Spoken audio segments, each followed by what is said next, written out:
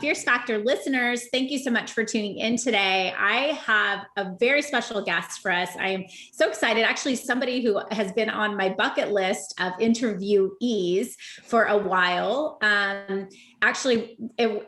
This woman was referred by another podcast guest who said, Kaylee, if you want to have powerhouse women on your podcast who can share not just how to climb the corporate ladder, but how to do all things as it relates to being, let's say, a C-suite executive, running multiple businesses, building programs within Fortune 100 organizations, a mom, you name it, you need to talk to this woman. And I went to go look at her Instagram. I was like, wait, but she's beautiful. What the heck? How can you have all of these things?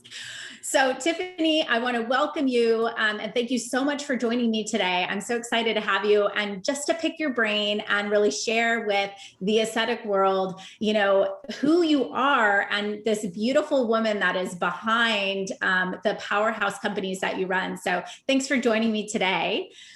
Well, thank you for having me. And it's funny that you say that because I've looked at you and thought the same thing. Like, how can you be a consultant, be good at all these things, be so happy and so pretty? I listen to your podcast all the time. You've had some incredible guests on. So I think it's a bucket list for me to get to be here with you today. So thanks for having me. Girl crushes. I love it.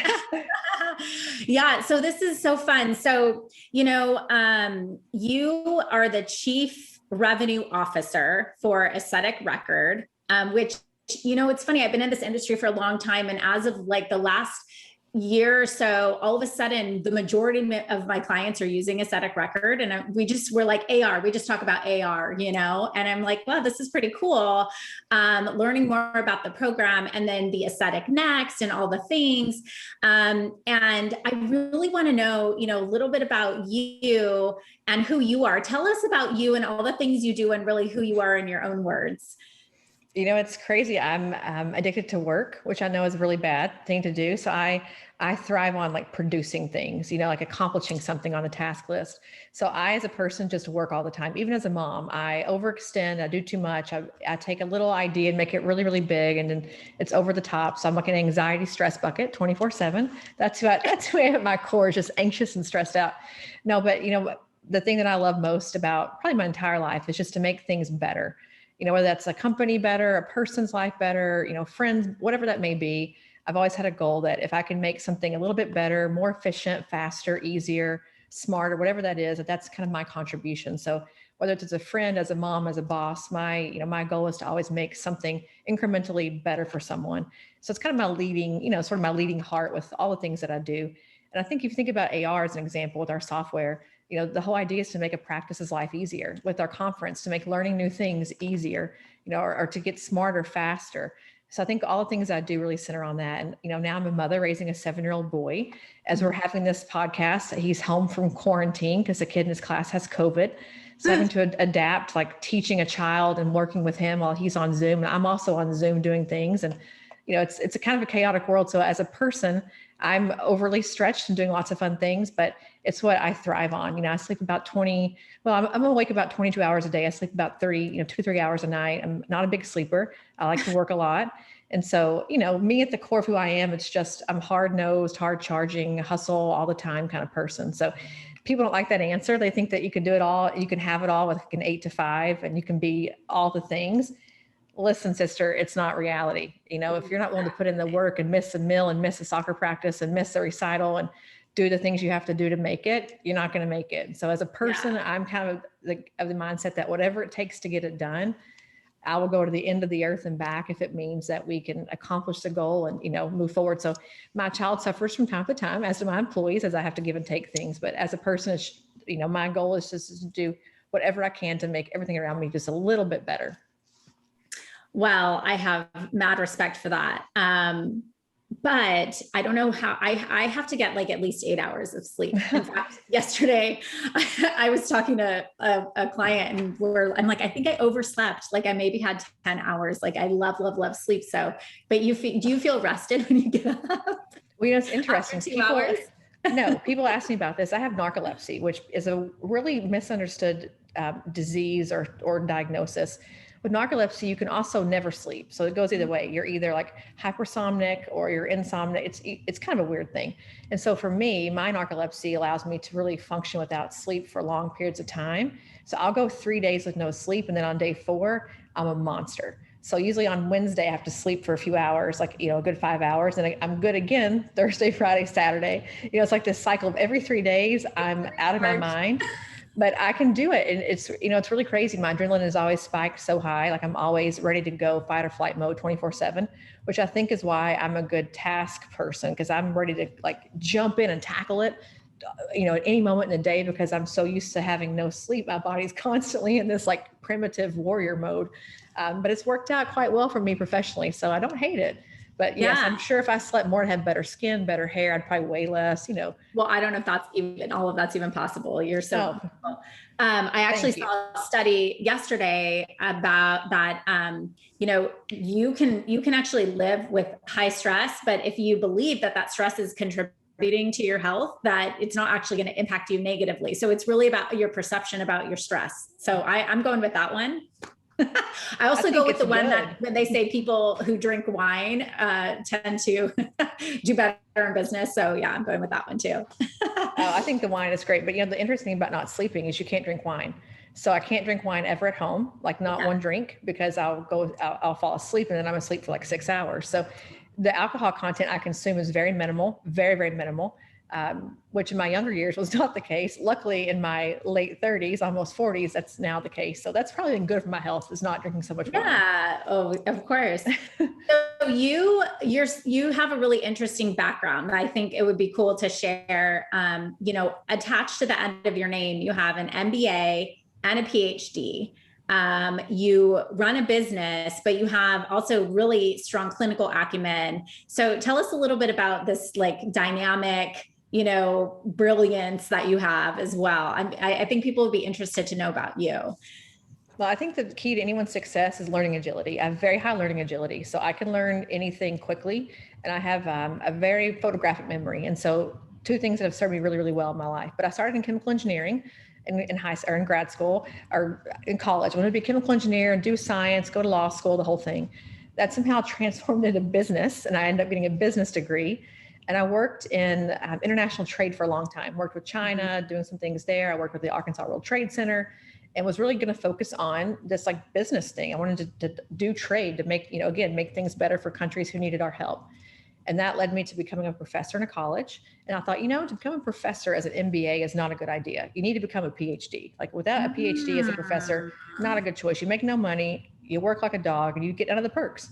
And so I started my PhD right after my MBA was finished. And I did it, it took a long time. I had a baby, I got married, things happened. But once I finished it, it was wonderful to be done with it. Actually defended my PhD at Galderma during a work day. I had to go into a conference room and do a virtual thing with my professor and my whole chair group to get that finished. Because again, no time to stop, right? No time to stop. And in the meantime of the PhD happening, I worked for Alcon, did some pharmaceutical things. I've worked for Dillard's and consulting, doing large scale operations. I've worked for Walmart as a vendor, doing some training things, different dynamic HR things. And so over the course of my life, I've done a lot of really random stuff. But I will tell you, Kaylee, I attribute a lot of my success to really 2 things.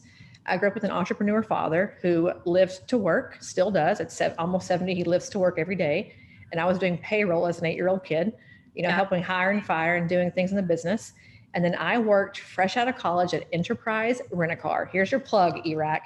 You go through management boot camp and you learn how to be just a fantastic manager. You go through crazy crisis and turmoil, and you learn to lead through anything in enterprise. And so that taking that $30,000 a year job in a blazing heat in South Florida, washing cars, was the best thing I've ever done for my career. And so from that point forward, it was just, the next job was the next cool thing to do. I just kept building on a career of, I love training. Let's go train at Walmart, the biggest company in the world. Oh, let's go train at a pharmaceutical company now. Let's go sell aesthetics.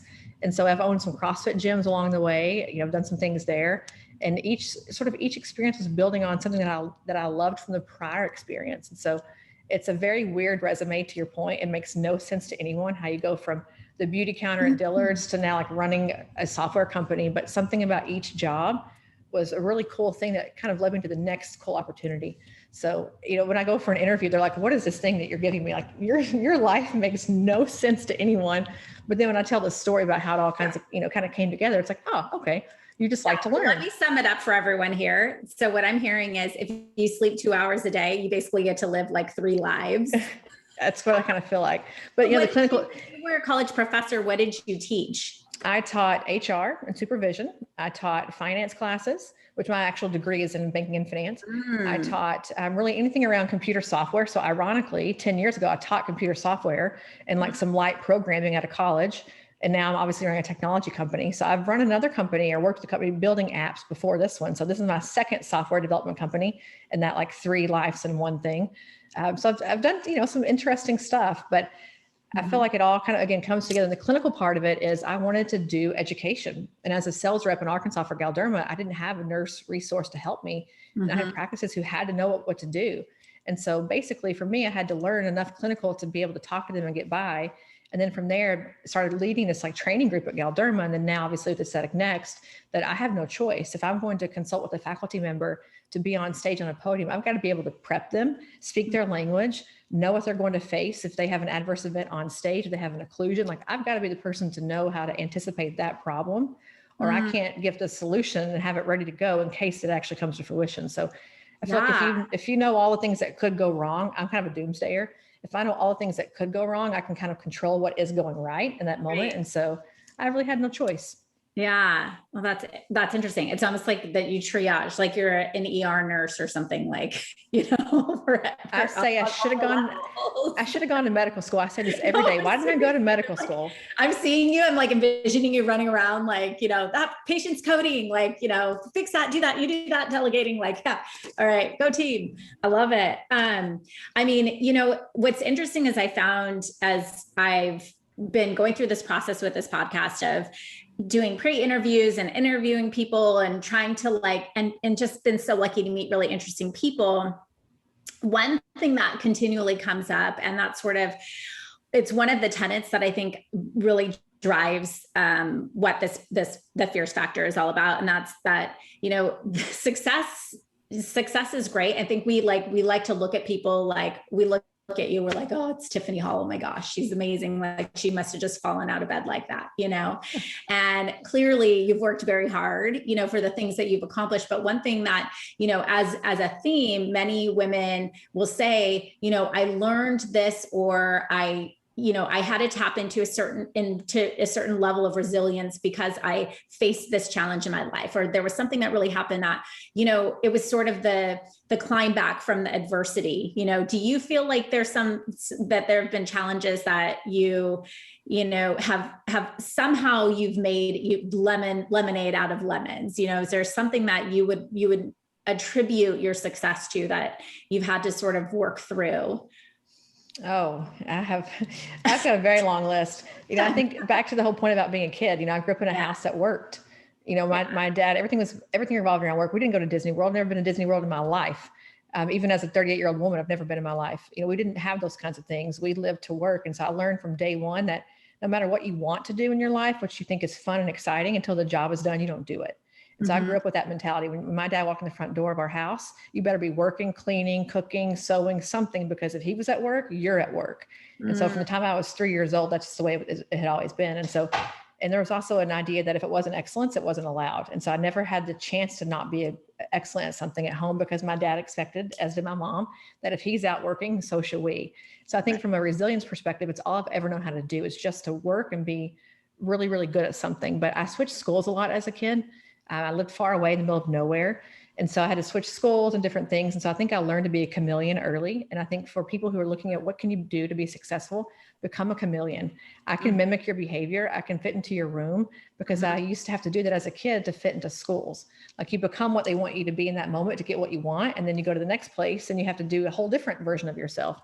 And so I think you learn this like adaptive personality until you can kind of get back to who you really are. So I think going to a lot of schools as a kid was very helpful for me to kind of learn that resilience part of it. But then my mom passed away when I was very young. I was 22-ish, 23. And so I've had no mother for, almost half my life. And my sister is amazing, but that's a very hard thing for a young girl to go through. I've had no guidance as far as like a motherly figure. I've never had one since. I didn't have like a big network of people in my life to kind of take over and like guide me and grow, kind of grow me up, if you want to use that word. And so I've kind of learned to navigate on my own. I made a lot of bad choices as a young girl, a lot of bad choices. Mm-hmm. And so I think about it, I've dug out of that. I dug out of a really big hole that I created when I was in my early 20s, because I just had no choice. Like I knew I didn't want to be poor. I didn't want to have kids and be poor. I wanted to have a house, have the things that my parents had, and hopefully do better in my life than they did. And so I didn't think there was ever a chance I couldn't make it. Like there was never a reality in my mind that said, you won't get there. It was just a matter of how, like how hard do you have to work? What do you have to do? How hard do you have to push to get there? And so some days I look around and think, my gosh, like this is really my life. Because I know when I was 23, I was like $5 away from being like out of a home or out of food. And I had no one to call because my dad thought that I was doing great. And I couldn't call home and say, by the way, I have no money. I can't even buy a plane ticket to come home. And then of course my mom, a lot of things were happening in my home life. I couldn't put that on them. So it was a very challenging, young part of my career. But from there I came home, I found grad school. I was really good at grad school. I, straight A student my whole life. And so it was like, I was good at something again. And I felt that like fire of like, oh my gosh, I'm actually worthy of this. And then it just kind of took off from there. But there's been from birth to about 25 was a hard go for me, Kaylee, a very hard go from time to time. It's funny that I'm hearing a lot of similarities to my childhood too. My dad had his own business, same thing, work ethic. Like he was very, not a privileged child. His mom left him and he was raised in, and literally didn't have a bed, slept on the floor, like had nothing, and worked his way to becoming, getting the first master's degree in his, family and becoming a professional football player. And his whole philosophy around how to find success in life was you work for it and you can achieve anything if you work hard. But it's funny you mentioned that, like you had to work at home. I remember coming home from school and I was the oldest of the siblings. And it was like, I had to like manage the shifts of cleaning and organizing, and the house needed to be spotless. And it was crazy. I think like on Saturday mornings, my dad would run the vacuum up to my head, like, oh, it's 7 a.m., get up, and I think like, it depends on your perspective, how you look at it. But what I love about your story is I'm almost hearing you say, like, you started, you took this work ethic that was instilled into you, and then you started applying yourself. And as you started seeing the success and the fruit of your labor, it just generated this more confidence. And you mentioned worthiness, right? Like oh, hey, I can become this. I am this. I believe in myself, right? Sort of like now the opportunities are endless because you believe in yourself.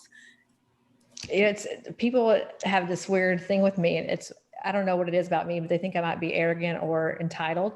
I'm the most self-deprecating person on earth. I think I can do anything. Don't get me wrong, because I'll figure it out. But I also have a big struggle with being worthy of things. Like, do I deserve it? Is this what's going to happen to me? I believe the universe, like if something happens to me, it's really good. I'm like, okay, what's going to happen bad now? Because there's got to be a balance here. Like I'm always the person waiting for the next shoe to fall, or the house to collapse, or the hurricane to come. And so, I work hard and I'm proud of what I've done because of how it helps other people. But for me as a person, I'm always waiting for this cataclysmic thing to happen, because you just kind of prepare for that. When you, as a kid of an entrepreneur, this in a business, one day you're rich, one day you're poor. Like I kind of grew up with this dichotomy of things. Today we have all kinds of money. Oh, today we have no money for food. So I'm very used to this idea that if you have a good, you're going to definitely have an equal or worse bad soon thereafter. And so I've worked my whole life to stop thinking like that. But I think part of that is preparing. I'm always prepared for, if this all goes to hell in a handbasket, can I survive? And the answer is yes, because I've kind of thought through that process a lot. But, I think I'm very much always concerned that, am I deserving of this? Is someone else more deserving of this? Have I worked as hard as I should have worked? Knowing darn good and well I have, because I've worked, again, like a crazy person. But I struggle with that all the time. Yeah, but I also think too, and this is something I've learned through my I would say even my entrepreneurial journey, which is really a personal development journey. And through the work, you know, we have a leadership academy. I think everything really circles back to leadership, how you lead yourself, you lead your team, you lead your strategy, you know, ultimately it all comes back to you.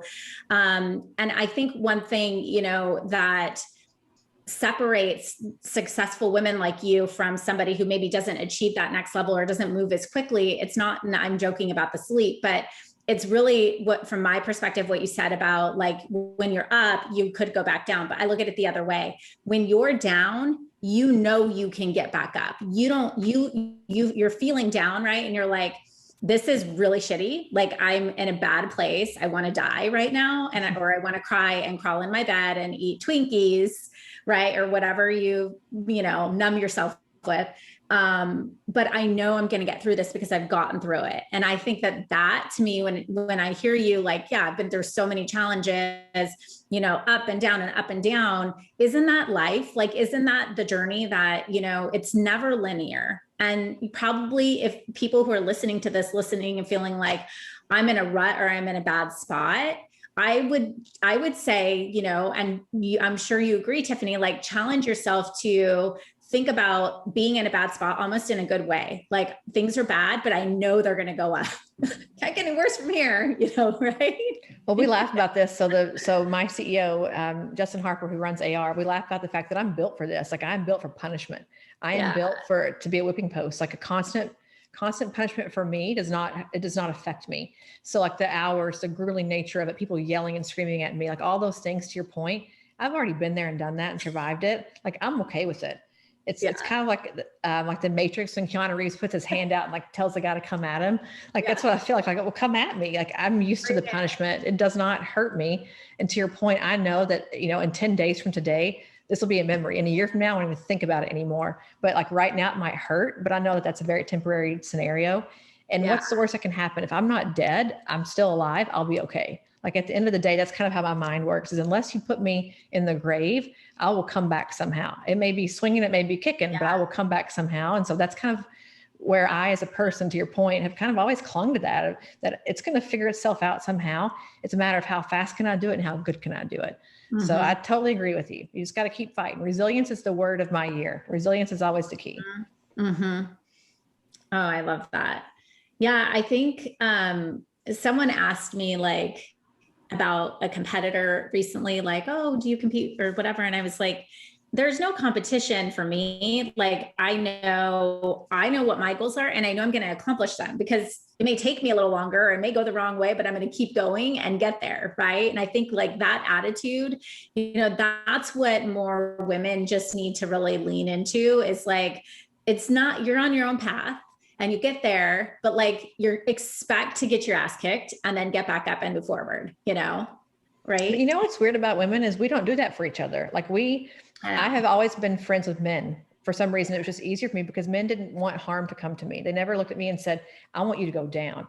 I think women in my career have always looked at me and said, you're a threat and I want you to pay for that. Like they came at me because of some reason, I guess because I'm also a female and I am like the friendliest person. I will do anything for anybody. I come across, if you don't know me, as like some bigger than I am kind of person. Like someone said last year at AMSPA, you're smaller than I thought you'd be. I thought you'd be really big. I'm like, I'm 5'3", 125 pounds. Like, I thought you'd be really giant. I'm like, maybe I seem like that on TV. You know, I don't know. That's such a nice compliment though, because I think what they're saying, you have a big attitude in a good way and big personality, and you have a lot of confidence. You carry yourself really well. And I agree with you. And I think that's something that is hard for me too, you know, and I mean, I came up through corporate America. So before I started, believe me, I mean, it was rumor central. It was step on her. It was, she did that wrong. It was, don't do that. You know, it's that because we're just humans, like the average human being doesn't want other humans to be successful, you know, but what I'm hopeful for with this, you know, experience and, you know, being able to lean into and get to know people like you on the inside and what made you successful. We're all human beings. We all have challenges. We all do the same things, you know, like humans, and we should support each other. we should be here lifting each other up. I use this analogy in our academy that because people would challenge me when I started this academy, like, oh, but doctors are really competitive. They're not going to want to be in a group, program or whatever. And I was like, okay, we'll see. And I said, well, when the tide rises, all the boats rise. And it's interesting. Guess who I attract to the academy? People who have that same philosophy, so let's all get better together. Well, it's interesting. There's a group of women in Chicago, this nursing group. It's like Ronna Kennelly. It's like Brittany Crowsdale. There's a whole group of them, like 7 or 8. They did these hilarious videos. Danny Sparkle's one of them. And they all are in the same area with the same potential patient base. And they've become like besties, and they share adverse event help. They share techniques and protocols, and they do fun things on Instagram together. They've learned that the tide, to your point, rises all boats. And so I look at them all the time and say, if we could all be more like the Chicago ladies, it'd be a much more exciting industry to be in, because we could help each other. But I think there is a lot of he said, she said, or she said here in our industry, which is unfortunate. But I think we are at some point, we are turning out of that. I think COVID brought us together in a weird way where we kind of all understood we were in the same boat with the same problems. We got to grab a paddle, grab a life jacket and go. And so I think COVID was actually a turning point for us to say, we might be able to benefit from each other if we could just stick together and survive this. And so hopefully 2021 and later, we'll have some benefits from the COVID-19 hysteria. So what are some of the aesthetic trends and things that you're seeing, if we're talking about now we've been through COVID and you have a pulse, on the industry from such a unique perspective that many of us don't, because you work with so many different practices and you analyze their data. I do. Right. You know what I mean? Yeah. So what are some of the things you think that we should look forward to from a, perspective standpoint as it relates to where the industry is headed in the next year or two? I think this more complex idea of filler has really taken hold. And I say filler is probably not the right word, but we look at Renuva with fat injections, this analogous fat and growing that back. We look at Quo with deleting fat and cellulite. I think what we're seeing is these biogenetic products are becoming really popular. I think about Sculpture's been around forever. So I think that as an injector, we've always thought about find the hole, put the filler in it, and be done with it. And I say that very laughingly. I know that it's way more artistic and more complex than that. But for the sake of argument, this idea that anybody who's offended by that, just hang up. You know what I mean, guys. Yeah. The fact that you can grow back tissue and change the dynamics of your face or of your body. I think that, filler is still this artistic, beautiful thing that we have. But now to say we can change the platform of someone's face or their body with these other products, it's like a boutique or couture thing we haven't been able to do before. Yeah. So I think that's a huge trend going into 2021 and beyond, is the idea that we have more products. I think the other trend, which I think is interesting and not really product related, is that we have more entrants. We have now RHA. We have, we've got all the products from Revance around, toxin. We now have Evolus with Jeuveau. We have the same, Dysport. Both, all these are the same, but now we're seeing to enter the market is much easier. It used to be the barrier to entry was so high. If you weren't Allergan, Galderma, or Merz, you weren't coming in. No chance you could succeed. But now we're seeing all these other industry, players popping up. And they're making it, they're surviving, they're thriving. I think the part of that that's so interesting is now we've decentralized how we talk to injectors, between trainings, between DTC, both to the patient coming in asking for it, to the practice with the reps directly. We've kind of built this whole new network or way to communicate with practitioners, conferences as an example, where we don't have to have this, massive $1 billion marketing spend. We can actually just get a trainer to go in and talk about the product and you fall in love with it. So I think we're seeing this decentralization or sort of, I don't know what you call it, but I think we're able to grow at a grassroots level now as an industry because we're now talking to each other. There's so much thought leadership and sharing of ideas that we didn't have before. So that's a big trend. And lastly, I'd say body contouring. People are scared of surgery. I think coming out of COVID, they're even more concerned about things that are health, more invasive. And so I believe that we'll continue to see the body contouring grow. I think we're seeing it even more now with, again, Quo. We're seeing Cabela, full body, some different things. So I think we'll see that continue to become a bigger and bigger option where, at some point, I think we'll never get rid of plastic surgery. Don't get me wrong, but I think we're starting to see more things that used to be only surgical now being done, maybe not as optimal, but in a pretty good way, non-surgically. So I think higher ticket prices for that stuff too, for the practice, which is really great because they have a lot better profit margin when you've got big procedures. So that's a good thing too. Yeah. And for you, what is your goal with Aesthetic Next? Tell me a little bit more. I don't fully understand. Talk to me about your relationship. Are you the founder of that? And like, I mean, I obviously know about the conference. So, what is that sort of your paying it forward and being at building this grassroots decentralization, right? That's sort of what your idea behind it. Yeah. So Justin Harper, who owns AR and Jubilee, we started it together. So we're kind of co-founders, if you want to call us that. And my whole thing was this: as a Galderma person running GAIN, if you belong to a society, if you belong to ASAPS, ASPS, ASDS, any of these societies, you go to these incredible meetings with all these great thought leaders, and you have access to the best in the world. But you have to be a plastic surgeon or a plastic surgery nurse. You've got to be a dermatologist.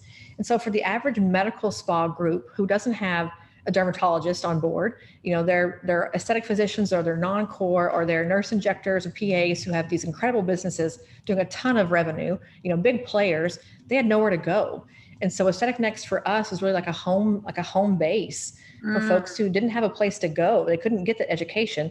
They could come to Aesthetic Next and get the same quality education, the same kinds of content at a price they could afford without having to be part of a society. And so we keep it very focused on the content. We have vendors, of course, we have exhibitors, but when we're in clinical main stage, we protect that time. We think that the CME part of it is super important. We don't do a lot of like vendor presentations and things. We try to keep it really pure. We try to get new faculty every year. We look at the presentations. If you've done it somewhere else before, you can't do it with us. It has to be new and unique and innovative. I've heard the same talk 3 times at one meeting for 3 years in a row. And that's just not the way we want to operate. So if you're going to come to our show, you're going to get your money's worth. And we do, this year we have 170 sessions. People from all over the world will come to it to speak. And so for us, it was a different experience.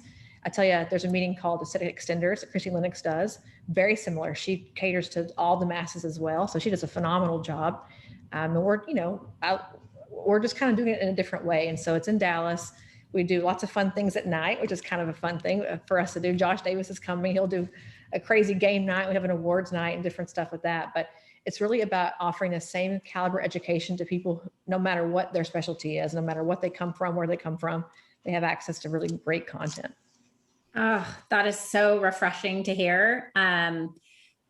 To a couple points, I grew up in going to these conferences through over a decade of my time in the industry. I was a vendor for a long time, and now, I'm fortunate enough to be a speaker and, on the other side of it. But I agree. I think that as we're talking about the barrier to entry into our industry becoming lower and lower, and more practices moving into the space of, look, I have a tight relationship with patients. They're asking me for this. I want to start offering it. And then you've got really, your board certified specialties, like core specialties that are like step up, like there should be a place, I think, rather than isolating or alienating other specialties or, types of providers from having access to that type of information. Why don't we just teach them to do it the right way? And I interviewed Lori Robertson on the podcast, and, she's so interesting to me because she's all about safety and ethics, and she doesn't care who knows about it or who she offends, but I learned a lot just working with her about how important it is as this industry moves toward certain, procedures or services becoming more commoditized, to really, hone in on education, safety, doing things the right way, period, as a baseline. I love that. What's interesting, I've become like really good friends with Rod Rorick. As you guys, I'm sure who are listening probably all know, he's like the godfather of plastic surgery. He's done everything. We kind of like just became friends over some things we've filmed with him. And he's coming to our meeting and he said, Tiffany, here's the deal. He's like, I'm as core can ever get.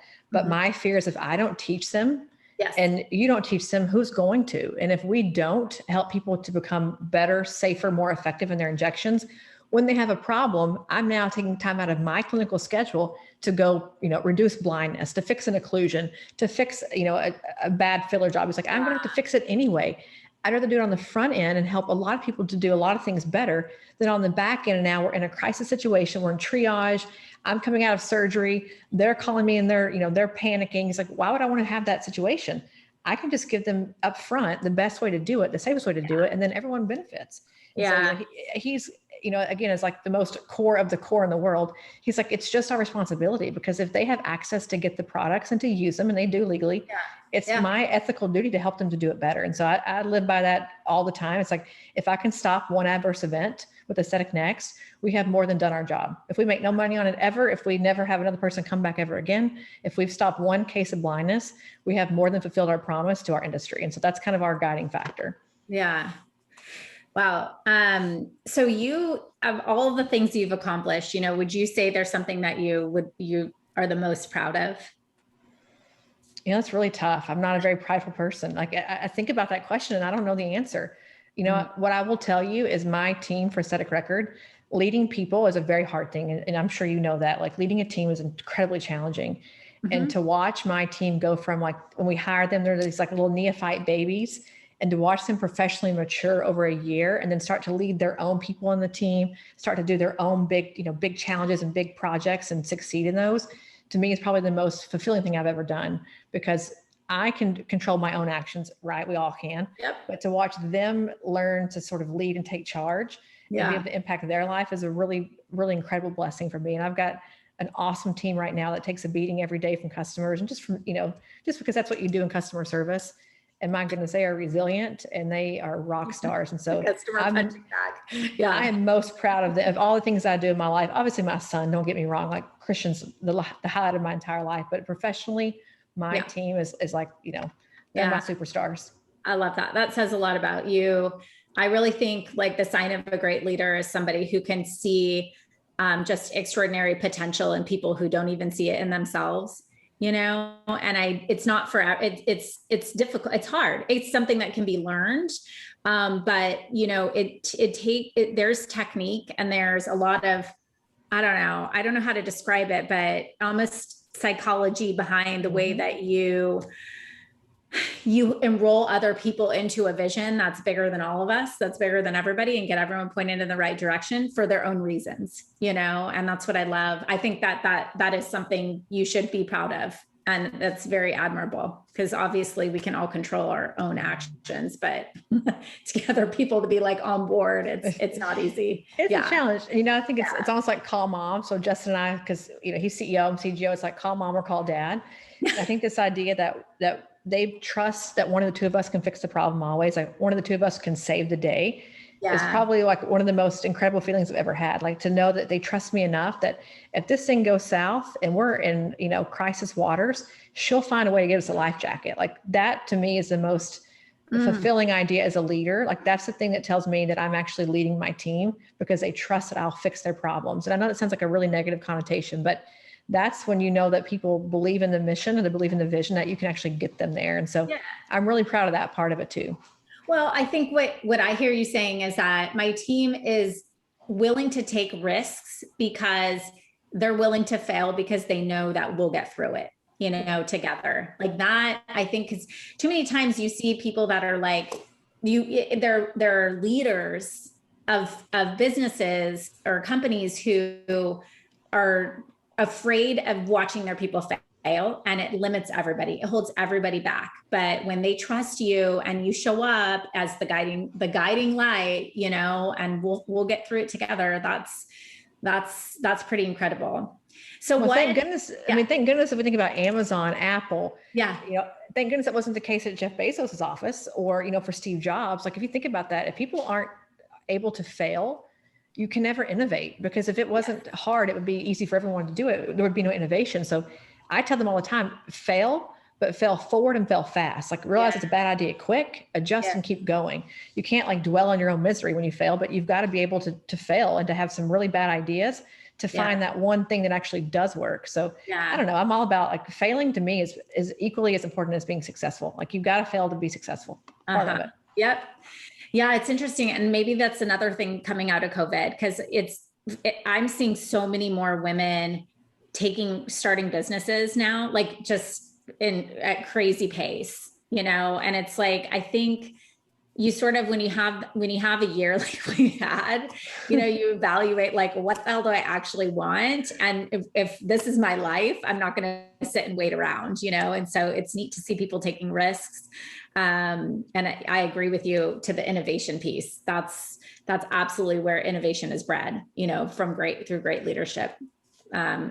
So what's next, Tiphany? So it's sort of like most people would be like, okay, check it, done it. Like, do you have any more on your bucket list, or, what's next for you? I got lots on the bucket list. And I think, the next big thing for us, we're launching a podcast, which is coming in the next few weeks. Aesthetic Record is going to keep adding on new features and new things. And so I think this company is going to grow into this massive, I'm hoping, operation with lots of different business units. We just launched this incredibly large e-commerce platform. So we're like an Amazon, if you will, for aesthetics. We have a giant medium production company. So we film all over the country. We film for other companies. We do our own production. So I'd love to see that grow and really become like an agency focused on aesthetics. Basically, we can go in and do great video for practices.